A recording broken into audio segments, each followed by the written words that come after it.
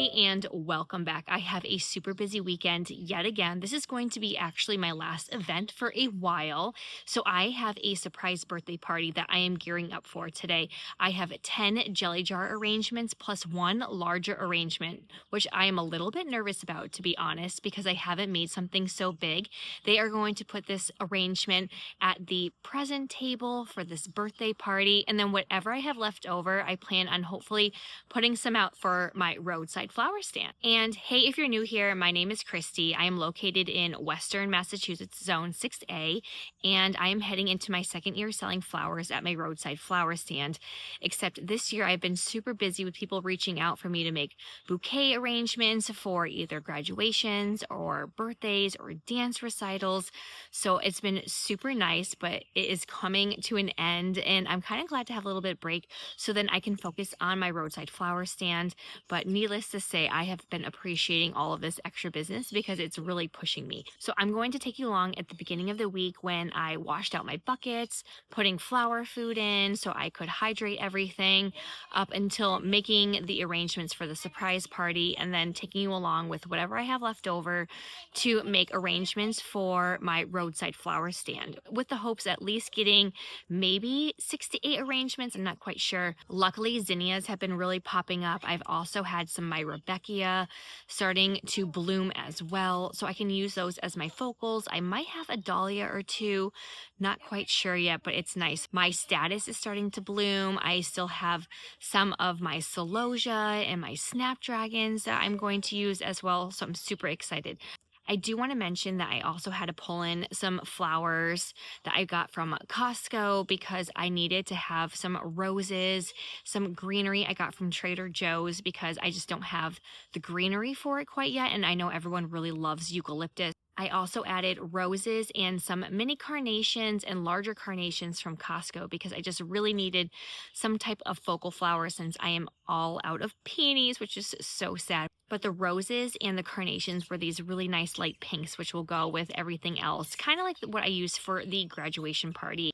They kind of mimic the same thing. And then from Trader Joe's, I got a few bunches of eucalyptus and then their green dragon cress as well, because my cress is kind of out right now. I have a few pieces here or there in the garden, but not enough to fill that larger bouquet, which I want to make sure there's lots of greenery in there so it's not just all flowers. So let's go ahead, start from the beginning of the whole process of harvesting and washing buckets to the final product. So I hope you enjoy, and let's get going.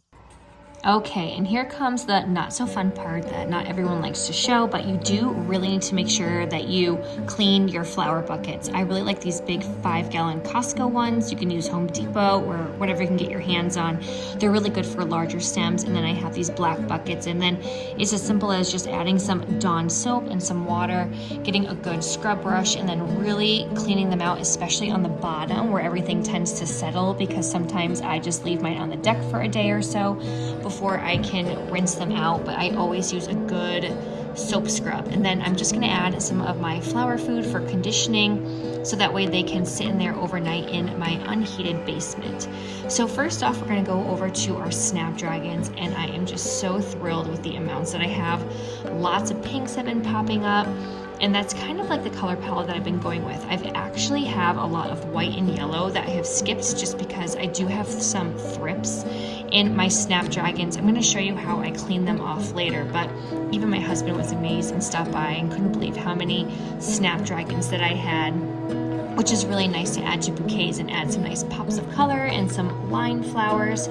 So I had about 2 buckets full of the Chantilly and my New Orleans as well.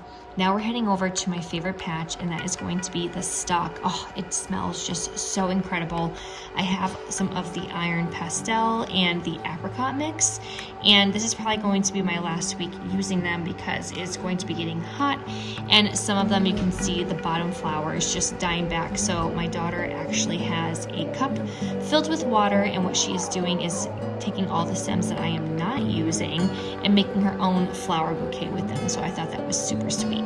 So after we are done with the stock, I will just strip them right above the garden beds. I just leave the leaves right in the garden beds, and then these are going to be turned over and saved later for my cool hardy annuals.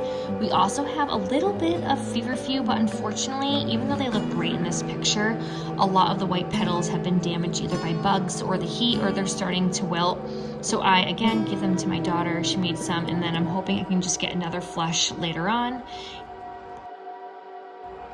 And here's the not so fun part. So if you have thrips or other bugs that are hiding in your snapdragons, I like to dunk mine in some water. If you have the time, you can do it with some soapy water. This is just some nice fresh water. You can see I'm losing some of the flowers, but no worries. But I mean, ew, look at the bugs that are in there. I don't even know what is crawling around on that bottom, but I definitely don't want them in my flowers. And then there are some thrips in there, but other than that, this really does the trick. If you have time, definitely do a soapy water bucket first and then into the water.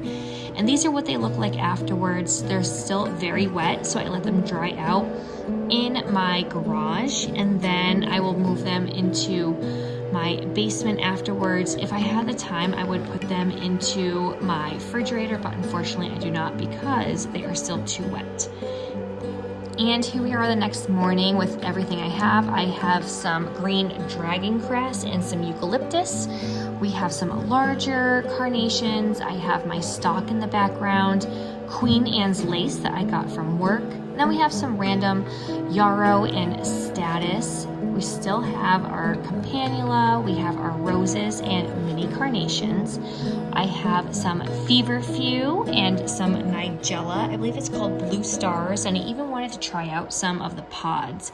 Some more feverfew, and then of course our beautiful snapdragons. They look great, they're nice and dry now, and we just have an abundant amount. I saved the brighter colors for my roadside flower stand and the more pastels for my arrangements. And here is Luna just hanging out. There is the yarrow and some of the poker status, a straw flower here or two, and of course the gorgeous stock, which again, like I said, I am going to be definitely doubling up on. So this is everything that we have working with today.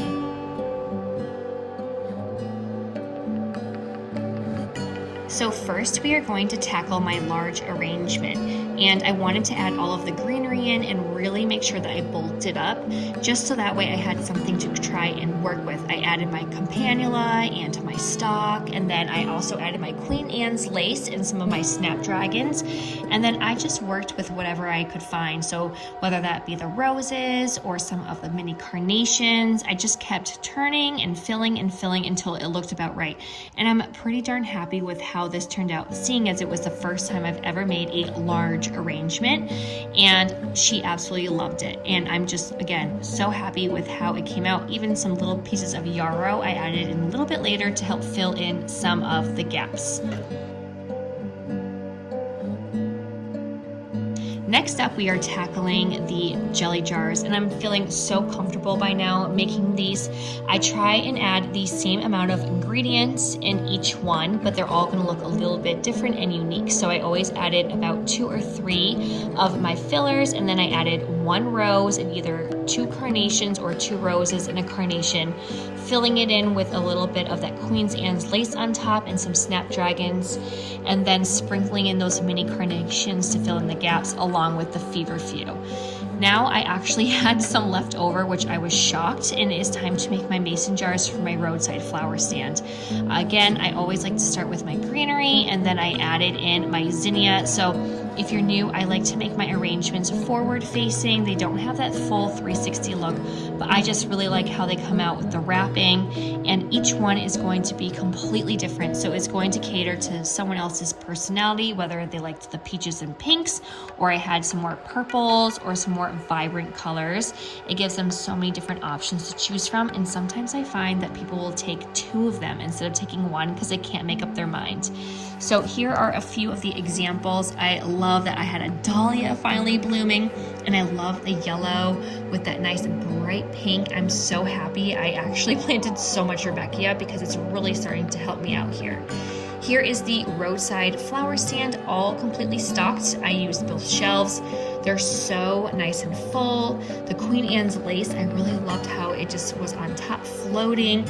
The snapdragons definitely stole the show because I had 2 buckets full. But I actually had zinnias, which I didn't even open up my roadside flower stand last year until the end of July, and I had no zinnias in sight. So this is a huge improvement from last year. This is my 7th week open when I wasn't even opened yet until, again, the end of July. So we made so much progress this year. Here are a few of the pictures that I took just to try and post in my comments to show some of the selections that I have. I usually post the ones that I like the best, but I come to find that some people like ones that aren't typically my favorite or my color palette.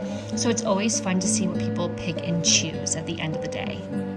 Here is the large arrangement. Again, I made this backdrop so then I could have on social media some of the more colors and common backgrounds when I am sharing my photos and showcasing what I did. So hopefully then I can get some more clients in. But overall, so happy with how this came out. The pinks and then the eucalyptus and the whites, that is totally my style. So I am just, again, proud of myself and so happy with how it came. But pretty soon we are going to be taking a break from all of these and then just working with what is growing out in the garden. Here are some of the jelly jars. Again, they have the same amount of flowers, I would say, or at least the same varieties, but each one is going to look a little bit different and unique.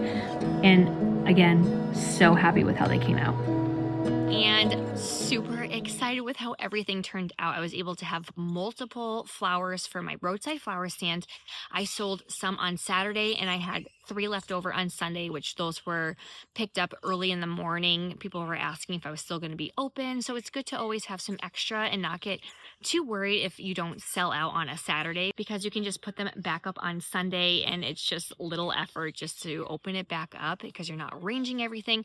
I do refresh the water, I would like to add, and I did deliver these flowers. It was actually for my mom's neighbor. I have a dishwasher rack that really helps with these jelly jars, and then I had to hold the larger arrangement as we were driving, so I had to pull in my husband because I'm like, I need a driver because I'm too afraid that this larger arrangement might tip over. So that's something I'm going to have to look into, is how I can transport.